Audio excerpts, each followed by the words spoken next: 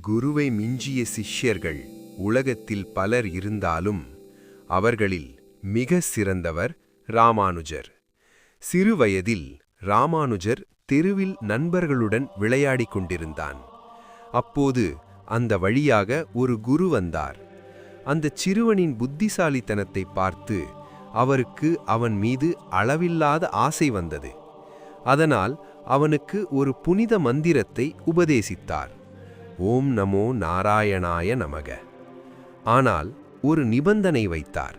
இந்த மந்திரத்தை யாருக்கும் சொல்லிக் கொடுக்கக்கூடாது. சொன்னால் மந்திரத்தின் பலன் போய்விடும். ராமானுஜர் அமைதியாக அதை ஏற்றுக்கொண்டார். ஆனால் ஒரு நாள் ஊர்கோவிலின் கோபுரத்தின் உச்சியில் நின்று கொண்டு எல்லாரையும் அழைத்து அந்த மந்திரத்தை உபதேசித்தார்.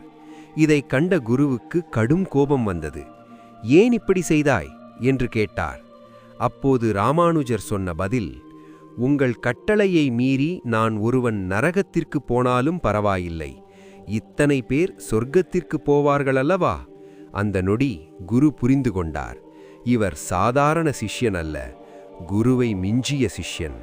அதனால்தான் ராமானுஜர் இன்று வரை உலகப் புகழ்